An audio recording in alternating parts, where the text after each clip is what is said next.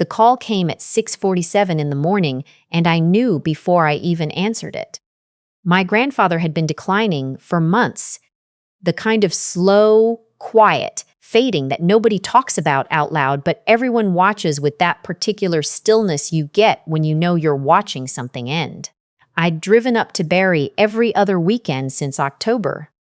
I'd sit with him in his chair by the window, the one that looked out over the backyard where he used to grow tomatoes, and we'd watch the birds at the feeder and not say very much. We didn't need to. That was the thing about my grandfather. He'd never needed words to make you feel like you mattered. His name was Lou. Everyone called him Grandpa Lou, even people who weren't related to him. My stepmother answered the door when I arrived at the house. She was already dressed in full black, hair done, a silver brooch pinned to her lapel that I'd never seen before. The service wasn't for another 4 hours. I had driven 2.5 hours in January through a stretch of the 400 that was down to one lane from freezing rain, and she opened the door and looked at me the way you look at a package that arrived at the wrong address. "Iris," she said, not a greeting, more like a statement of disappointment. "I'm here to help," I said. She stepped back just enough to let me in without actually welcoming me. The house smelled like coffee and something floral, like she'd already had a cleaning service through. My grandfather's reading glasses were still on the end table by his chair. I don't know why that broke something open in my chest, but it did. I stood there in my wet coat and just looked at them. My stepmother, I'll call her what she is, had been married to my father for 6 years. She came with opinions, a Yorkville address she'd given up for love, and 2 adult children from her first marriage who had immediately inserted themselves into every family gathering like they'd always been there. Her son, who was my age and had the energy of someone who had never once been told no, had already set himself up in what used to be the guest room at my grandfather's house during those final months. He said he was helping with care. What he was actually doing was making sure someone from her side of the family was always physically present in the house. I had noticed. My grandfather had noticed too. One of the last real conversations we had, he looked at me over the rim of his tea mug and said, very quietly, "You're the one who actually shows up, Iris. Make sure you remember that." I didn't know exactly what he meant at the time. I thought he was just being sentimental. He was 81 years old, and he loved me in the particular way grandfathers love the grandchildren who remind them of themselves. I understand now that he was telling me something specific.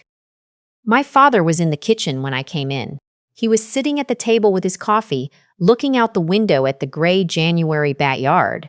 And when I put my hand on his shoulder, he patted it twice and went back to looking at the yard. That was my father in grief. He went somewhere interior and quiet, and you couldn't really reach him. I'd known that my whole life. I'd made my peace with it. What I hadn't made peace with was that the woman he'd married seemed to have made herself the sole administrator of everything that was happening. She was on the phone with the funeral home. She was directing where the flower arrangements went. She was telling the neighbors who stopped by what time to arrive and where to park. She moved through my grandfather's house like she'd been running it for years, which she had not.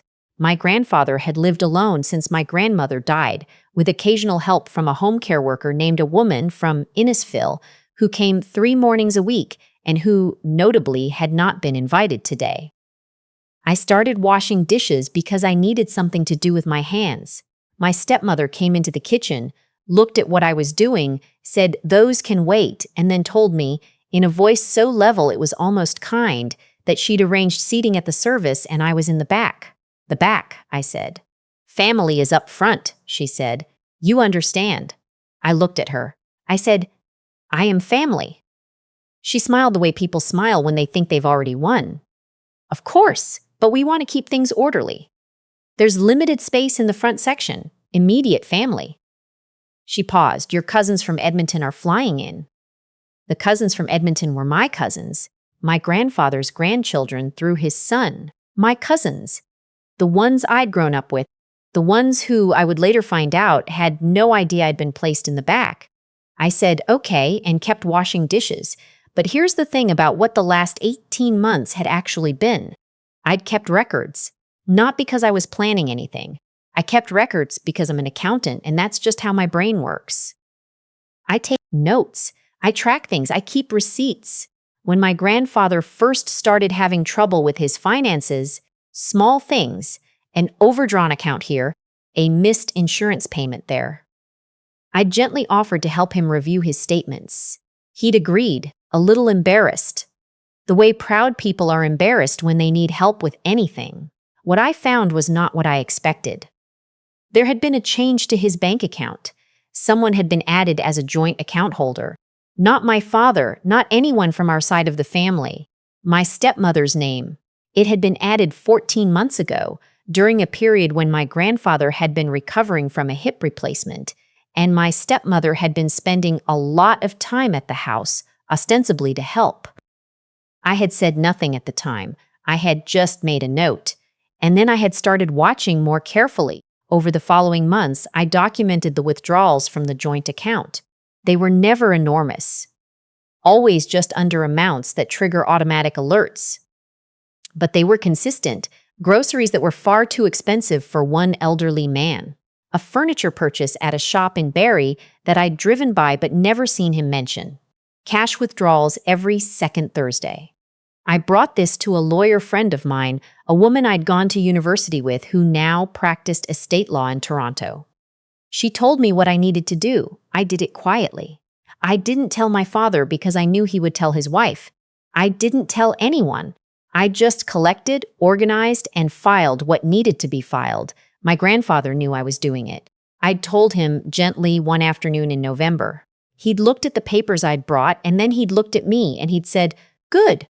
Just that one word, and then he'd asked me to put the kettle on. So, the service. The drive to the funeral home was a small caravan of cars in the gray January cold. I drove myself. My stepmother had organized the family cars and had not included me in that arrangement, which told me everything about how she'd characterized the day in her head. She was running this. I was a peripheral figure, a complication she'd decided to minimize. The chapel was a standard mid-sized one, the kind you find in every Ontario town. Dark wood and low light, and that particular smell of old carpet and flowers that hits you at the door. My cousins from Edmonton were there. My cousin, who is an electrician, and his wife, and their teenage daughter, who had driven through the night and arrived looking exhausted and red-eyed. When I walked in and found them in the front section, my cousin looked around and said, "Where are you sitting?" "Apparently the back," I said. He stared at me. "What?" "It's fine," I said. "I'll explain later." He immediately shifted over. "Sit here." I sat next to him. My stepmother, who was standing by the door receiving people, saw this happen. I watched her process it. She didn't say anything. The service was what it was, beautiful in the way those services are when someone has lived a full life and genuinely loved people. The minister had actually known my grandfather, which made a difference. People laughed a few times, which was right. My grandfather had been funny. He'd had a dry humor that he deployed very carefully, and it had always delighted me.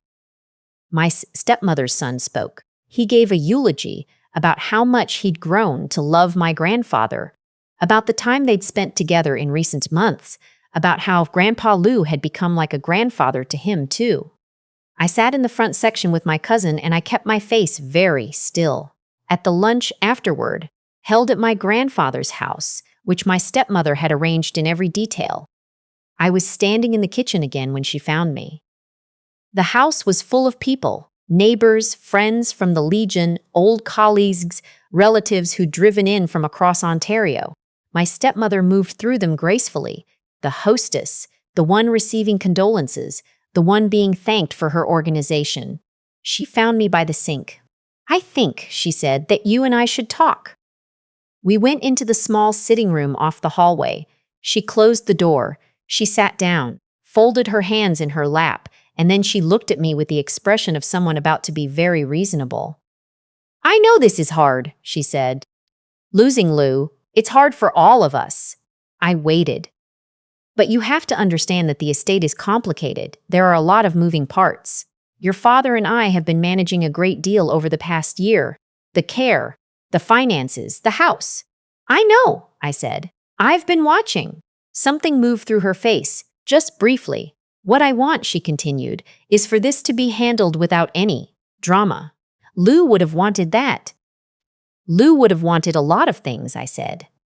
She opened her small black purse and placed an envelope on the side table between us. This is a figure we think is fair, she said. A gesture from the estate to acknowledge the time you spent visiting. We think it makes sense for everyone to just move forward. Quietly, I looked at the envelope. I didn't touch it. How much? I said. She named a number. It was $8,000. $8,000. For my grandfather's granddaughter. For the girl who had sat with him every other weekend for months. For the person he had actually been talking to, actually laughing with, actually choosing to spend his last year with. I looked at the envelope on the table, and then I said, I need to get something from my car. I came back with my laptop. I set it on the table. I opened the file I'd been organizing since the previous January. What is this? She said. This, I said, is 14 months of bank statements from the account you were added to without my grandfather's documented informed consent. A joint account that you were added to during his post-surgical recovery period, which is legally significant. And this, I scrolled to the next folder, is an itemized list of withdrawals that I've cross-referenced against his known expenses and living costs. And this is a letter from the Ontario Public Guardian and Trustee's Office because I filed a report 6 weeks ago. She had gone very still. And this, I said, opening the last file, is the will. The one my grandfather signed with his own lawyer, not my father's lawyer, his own, 4 months ago. I was with him. I drove him there. He didn't tell anyone else. I turned the laptop toward her. I don't need to tell you what was in it. What I can tell you is that it was different from what she'd been planning for. Significantly different. And it was airtight, because my grandfather had been a careful man his whole life, and his lawyer was very good, and he had known exactly what he was doing. My stepmother looked at the screen for a long time. From the other room, I could hear the murmur of guests, the clink of cups, the low sound of conversation. Someone laughed. The furnace clicked on. She reached forward and picked up the envelope and put it back in her purse. This will destroy your father, she said. Not a threat, almost like she believed it. My father, I said, is a grown man who makes his own choices. He can know the truth and decide what he does with it. I closed the laptop. I'm not doing this to hurt anyone, I said. I'm doing this because he asked me to. That's it. That's the whole reason. She stood up, smoothed her skirt, looked at me with something that might have been respect if she'd had any left over from whatever she'd spent it on. She opened the door and walked back into the party. I sat there for a moment with my hands flat on my knees in the quiet of the small sitting room in my grandfather's house, with the sound of the January wind against the windows and the smell of coffee and too many flowers. Then my cousin knocked on the open door. He'd clearly been hovering in the hallway. You okay? He said. Yeah, I said. What was that? I'll tell you everything, I said, but not today. Today I just want to sit with people who actually knew him. He sat down across from me. We didn't say much for a few minutes. That felt right. That felt like my grandfather, actually. The ability to be in a room with someone you love and not need to fill it up. The legal process that followed was not fast. Nothing about estate disputes in Ontario is fast. The public guardian investigation took months. The financial review took longer. My father, when he finally understood what had happened, went through a period that was very hard for him, and for me, watching him, because he's not a bad person.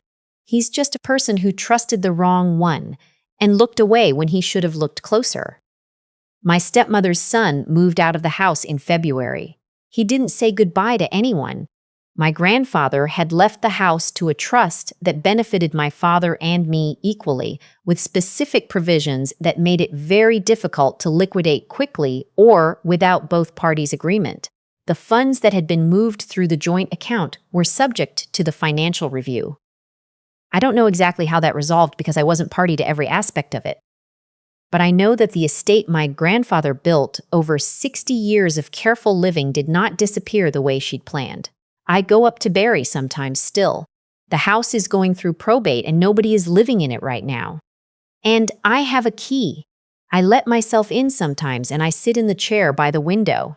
The bird feeder is empty because nobody has been filling it, so I bring a bag of seed and I fill it and I watch and I wait. He was right that I was the one who showed up. He just knew, I think, that I would keep showing up even after he couldn't ask me to. That's the thing nobody tells you about grief. It's not one moment, it keeps finding you in the ordinary places. In a chair by a window, in a bag of black oil sunflower seeds, in the way the light comes through the glass on a clear February morning when the cardinals are back. I showed up. That's all I did. I think that was enough. I think he always knew it would be.